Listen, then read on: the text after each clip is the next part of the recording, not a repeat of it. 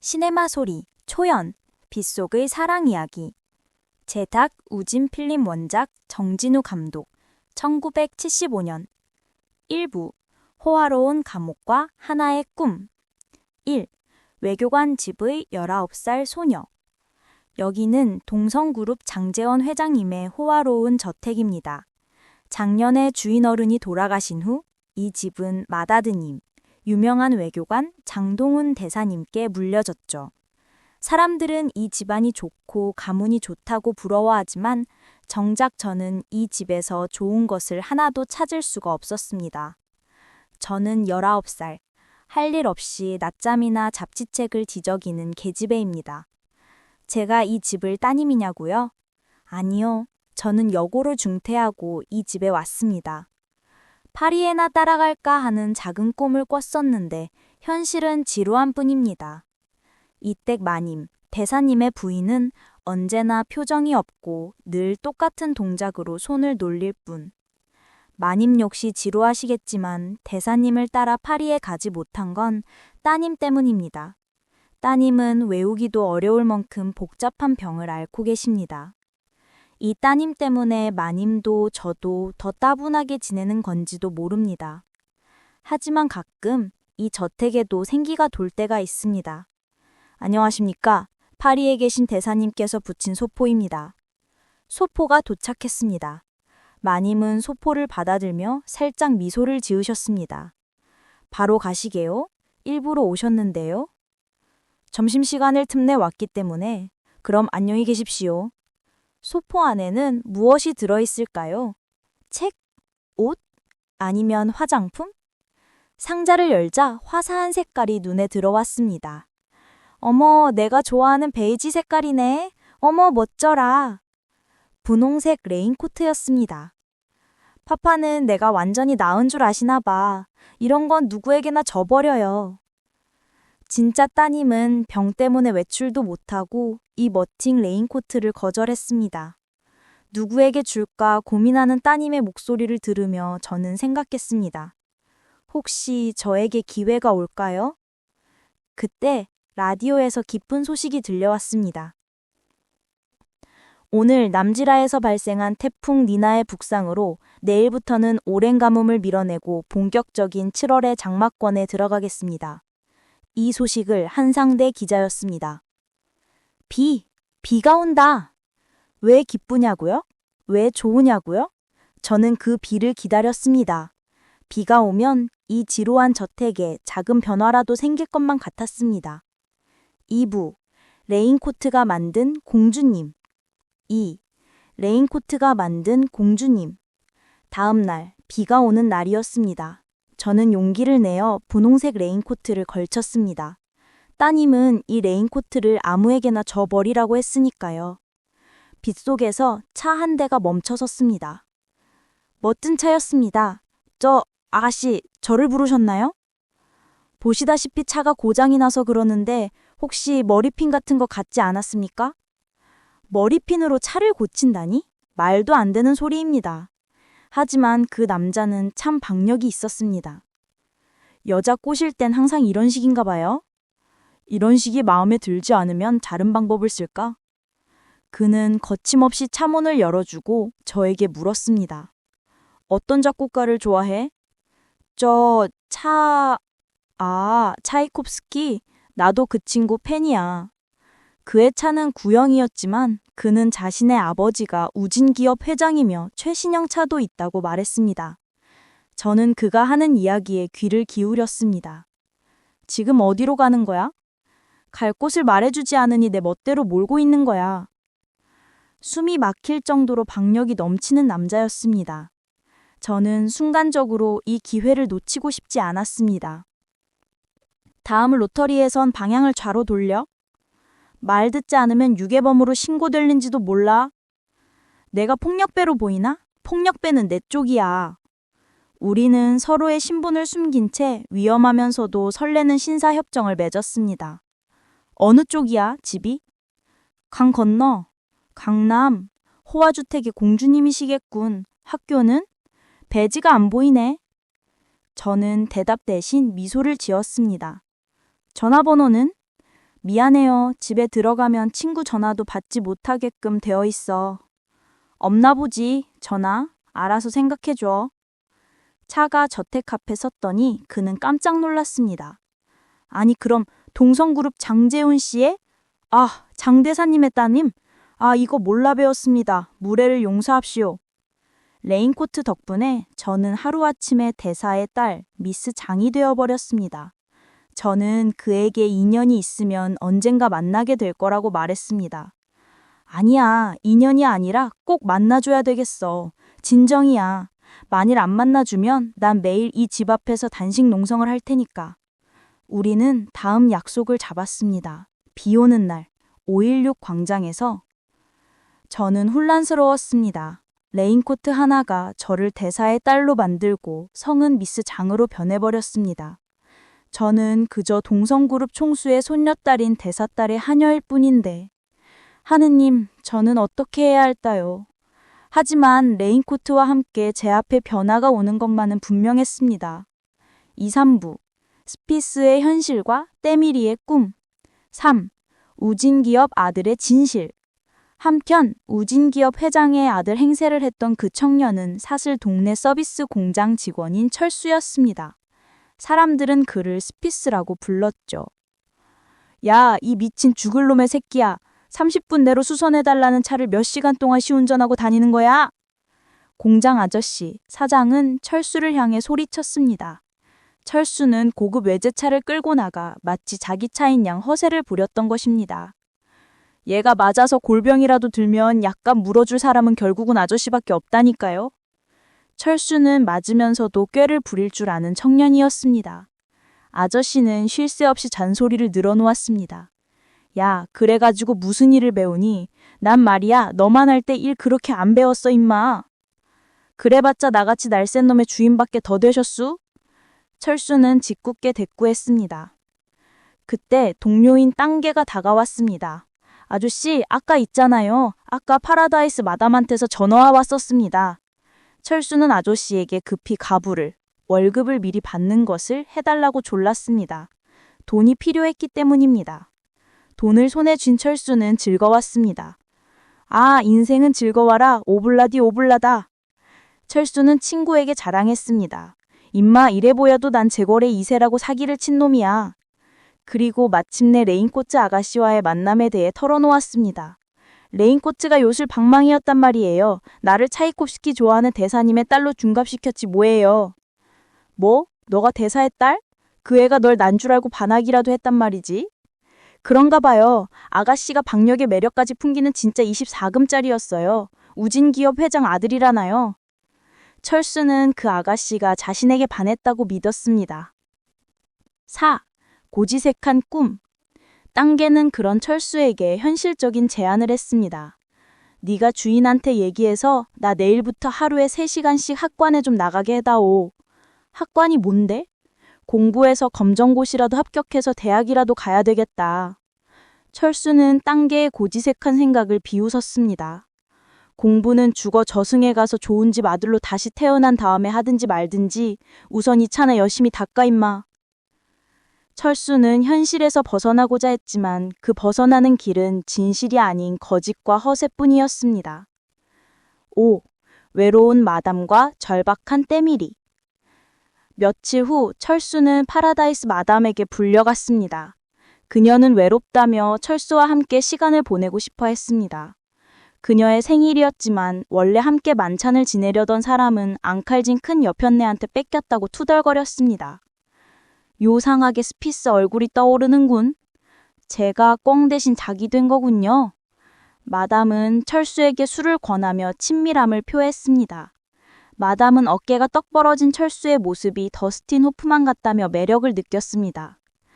오늘 밤 다정하게, 아주 다정하게 지내기 위해서 철이는 내 등을 밀어주고 난 철의 등을 밀어주고 우리 함께 목욕하지 않을래?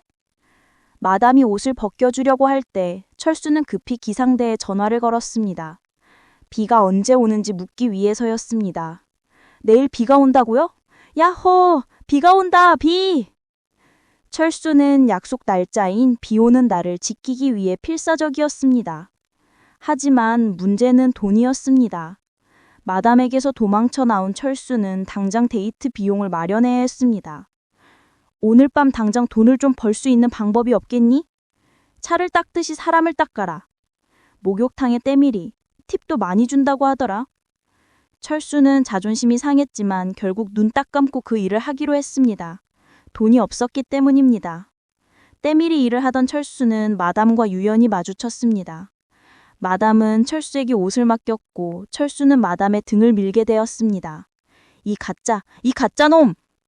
철수의 이중 생활은 발각될 위기에 처했지만 다행히 마담은 그를 금방 알아보지 못했습니다. 3부 가짜 이름 진짜 마음 6.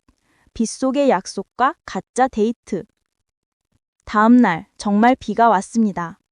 저는 그가 안 올까봐 걱정했습니다. 어머, 그렇게 기다렸어?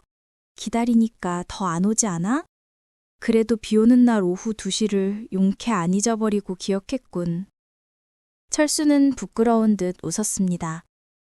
그는 저에게 작은 선물을 건넸습니다. 나무에서 열린 거지 웬 거야. 철수는 저에게 멋진 레스토랑에서 함께 식사하자고 했지만 갑자기 배가 아프다며 화장실로 갔습니다. 허세가 사람 잡는구나. 임마, 뚝배기집에나 갈걸. 이게 무슨 망신이냐. 그는 사실 돈이 없었기 때문에 비싼 레스토랑에 갈 수 없었던 것입니다. 잠시 후 거짓말처럼 하늘이 갰습니다. 우리는 해변으로 향했습니다. 서로에 대해 알기 위해 이름을 묻자 우리는 장난스럽게 답했습니다. 내 이름은 유명해서. 아주 유명한 이름이야. 교과서에 있는 이름이니까. 그것도 국민학교 1학년 국어책. 맞춰봐. 저는 그를 철수라고 불렀습니다. 내 이름도 유명한 이름이야. 내 이름도 국어책에 나오거든. 내 이름도 맞춰줘. 그는 저를 영희라고 불렀습니다. 영희야, 나하고 놀자. 철수야, 너는 바둑이하고 놀아라. 우리는 어릴 때부터 궁합이 맞았다고 농담하며 기뻐했습니다. 가슴이 활짝 열리는 듯 시원함을 느꼈습니다. 하지만 현실은 곧 우리를 덮쳤습니다. 해변에서 고장난 철수의 차는 결국 움직이지 못했고 우리는 발이 묶였습니다. 제기랄, 이놈의 똥차 내다 버리든지 해야지. 제가 운전수를 데리고 나오지 않은 것을 후회하자 철수는 분위기를 깨고 싶지 않아 그랬다고 말했습니다. 저는 집으로 돌아갈 시간이 늦을까 걱정했습니다. 철수는 지나가는 낡은 차를 억지로 세웠습니다. 차가 고장나서 그러니 이 애를 좀 역까지만 태워다 주시오. 철수는 저를 먼저 보냈습니다. 그리고는 남은 돈 500원을 제게 교통비로 주었습니다. 우리끼린데 이런 거 따지게 됐어? 그는 차를 고치기 위해 서비스 공장에 전화를 걸어야 했고 주인에게 혼날 것을 알면서도 저를 위해 교통비를 내준 것입니다. 3부 사랑의 맹세와 소박한 미래 7. 사랑의 맹세와 소박한 미래 다음번 비 오는 날 한강다리에서 다시 만나기로 약속했습니다. 철수는 저를 만나기 위해 또다시 위험을 감수했습니다. 사장 몰래 최신형 차를 끌고 오라는 약속을 지키기 위해서였습니다. 하지만 운전수 역할을 하던 동료 땅개가 최신형 대신 낡은 배달차를 끌고 왔고 철수의 거짓말은 또다시 위기에 처했습니다. 분노한 철수는 운전수 역할을 하던 땅개를 모질게 다그쳤지만 결국 그 차를 몰고 저를 만났습니다. 운전수가 이상하다는 저의 말에 철수는 그 녀석이 실현당한 뒤 파리약을 마시고 모자라게 되었다고 변명했습니다. 철수는 저에게 선물을 건넸습니다. 작은 상자 안에 담배가 있었지만 진짜 선물은 푸른 종이에 쌓여 있었습니다. 샀어? 저는 기뻐하며 저 역시 그를 위한 선물을 준비했다고 말했습니다. 와이셔츠, 넥타이, 속내의, 양말. 철의 온몸을 내 마음으로 감싸고 싶었어. 우리는 내기를 했습니다. 사랑의 여신 비너스와 힘의 신 허뷸리스가 싸우는 이야기를 하면서 누가 이길지 맞추기로 했습니다. 철수가 이겼고 약속대로 저의 고운 손을 빌려달라고 했습니다. 손이 미워. 피아노를 치면 손이 굵어지는 건데 좀 보자고. 저는 거절했지만 철수는 영화에서 배운 대로 사랑의 맹세를 따라했습니다. 영. 난 영을 사랑해. 난 영하고 결혼하기로 결심했어. 결혼해 주는 거지? 대답해. 대답이 없으면 승낙하는 걸로 알겠어. 오케이? 철수는 우리가 결혼해서 파리에 가야 한다고, 공부도 더 해야 한다고 말했습니다. 저는 잠시 망설였습니다. 난 철이와 결혼할 수 없어. 왜? 저는 진심을 숨긴 채 다른 사람이 있다고 말하지 못했습니다. 철수는 부모님을 설득시키자고 우리 둘만의 진정한 애정으로 뭉친다면 주위의 방해는 문제가 될 것이 없다고 했습니다. 우리는 미래를 그렸습니다. 철수는 철근 콘크리트로 성벽을 쌓고 자가용, 요트, 비행기까지 갖춘 호화로운 삶을 꿈꿨습니다. 하지만 저는 달랐습니다. 난 작더라도 햇살이 잘 드는 따뜻한 방 하나면 충분해. 허우르면 좋게 사는 것보다는 실속 있게 살고 싶어. 가구는 다 싸고 허름한 것이라도 괜찮은데 딱 한 가지, 부엌 치장만은 못 줘야 한다고 했습니다.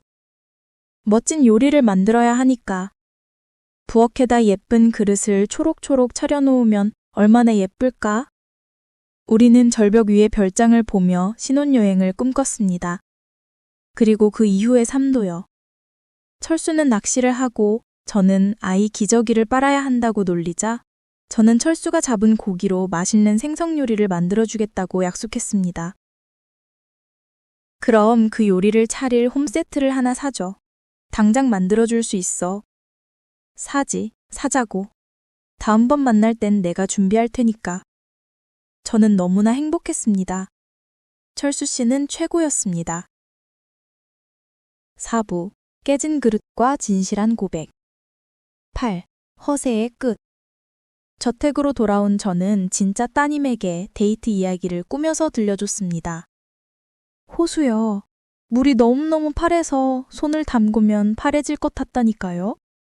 모터보트를 탔어요. 아주 신바람 내다가 그만 퐁당 호수에 빠져버렸어요. 저는 키스를 했냐는 따님의 질문에 아니라고 거짓말했지만 따님은 저의 거짓말을 눈치챘습니다. 따님은 이 상황을 즐기고 있었습니다. 네가 식모라는 걸 알면 그 사람이 어떻게 나올까? 한편 철수는 사장에게 호되게 혼나고 있었습니다.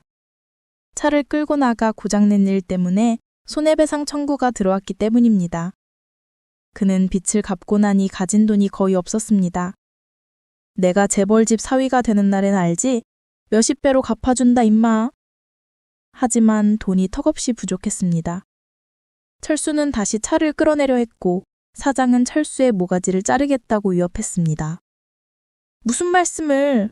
훌 내가 자가용을 몰고 와서 보링할 때는 팁을 뭉치로 드립수다. 철수는 맞으면서도 자신의 꿈을 향해 나아가려 했습니다. 날 보고 돌았다고?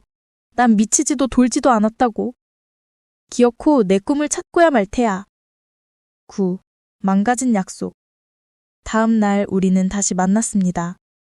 철수의 얼굴은 상처투성이었습니다. 차를 몰다가 그만. 많이 다쳤나 봐요. 얼마나 아파요?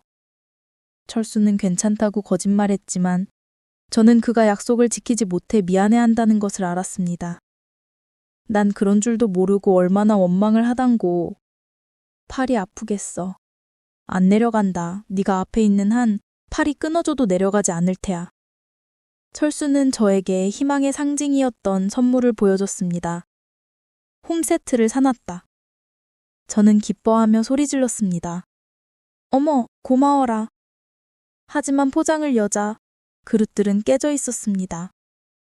철수는 차를 몰고 오다가 사고가 났고 그 충격으로 홈세트가 망가졌습니다. 아, 뜨거워. 왜 깨졌어? 아이, 아까워라. 철수는 미안해하며 고개를 떨궜습니다. 미안하긴 난 우리가 이렇게 만난 것만으로도 행복하고 감격이 되곤 해.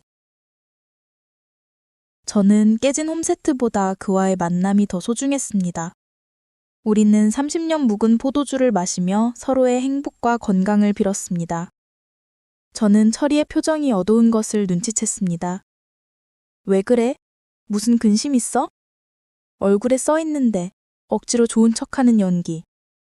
철수는 마침내 숨길 수 없는 것을 깨달았습니다. 영, 사랑이 뭔 줄 알아? 난 네가 없으면 살 수 없다는 걸 지금 알았어. 10. 우리의 진짜 모습. 철수는 떨리는 목소리로 고백했습니다. 훨씬 훗날 고백하려고 했지만 티 하나 없이 진실만이 담긴 너의 맑은 눈동자를 더 이상 속일 수가 없어. 용서해줘, 영. 철수는 자신이 하품만 으며 살 수 없었기에 출세를 위해 발버둥 쳤다고 했습니다. 그러다 저를 만나 모든 것을 걸었습니다. 널 만날 데이트 자금을 만들기 위해 빌딩 유리도 닦고 목욕탕에 때밀이도 했지. 그뿐이 아니야. 여자에게 내 몸을 팔려고도 했어. 아니, 그뿐만이 아니야. 너와 약속한 홈세트를 사기 위해 도둑질까지 했어.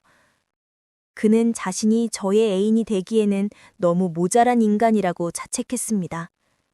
저는 울었습니다. 왜 이제야 말하냐고. 바보, 왜 이제야 말하는 거니? 너무 사랑했기 때문이야. 고백하면 깨질 것 같았어. 철수는 자신의 꿈이 허망하게 깨졌다고 말했습니다. 일당 300원짜리 서비스 공장 직공의 꿈. 영, 나를 발길로 지지겨다오. 그리고 나를 용서해다오. 그리고 나를 이해해다오. 저는 철수를 끌어안았습니다. 난 너를 좋아했던 거야. 재벌, 부모, 네 집, 네 가문 그런 걸 좋아했던 게 아니야. 너를 좋아했단 말이야. 철이의 직업 따윈 상관 안 해. 서비스 직공이면 어때? 저는 용기를 내어 저의 비밀을 철수에게 보여주려 했습니다. 나를 갖고 싶어? 갖고 싶으면 가져. 벗겨줘. 제가 장대사의 딸이 아니었더라면 철은 저를 만나지도 사랑하지도 않았을 것이냐고 물었습니다. 그리고 저는 우리의 현실을 마주했습니다. 아까 엄마는 우리의 결합을 절대로 허락하지 않으실 거야. 내가 고집한다면 난 집에서 쫓겨나고 그럼 난 고아나 다름없이 돼. 그래도 철이는 날 사랑할 수 있어? 저의 고백에 철수는 잠시 침묵했습니다. 사실이 그렇지 않은데 왜 그런 생각을 하는 거지? 저는 레인코트 속에 제 모습을 가리키며 물었습니다. 그게 사실이라면 말이야. 난 너를 좋아했어. 나보다 더 많이.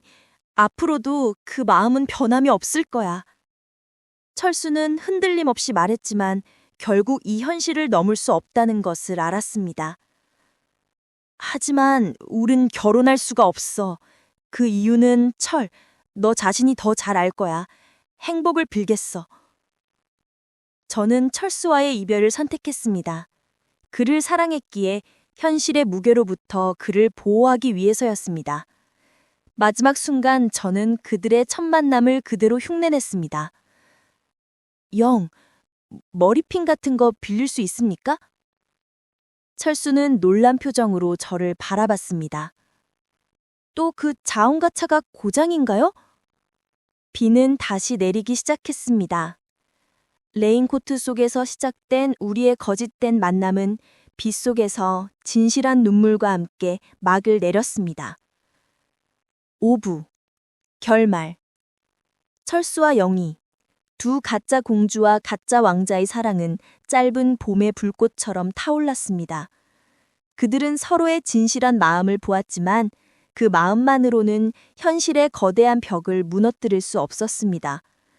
비가 개고 다시 해가 뜨면 영희는 다시 따분한 저택의 하며로, 철수는 돈을 벌기 위해 고군분투하는 서비스 공장의 직공으로 돌아가야 한다는 것을 알았기 때문입니다. 그들의 첫사랑, 초우련은 그렇게 짧은 장마처럼 아쉽게 끝이 났습니다.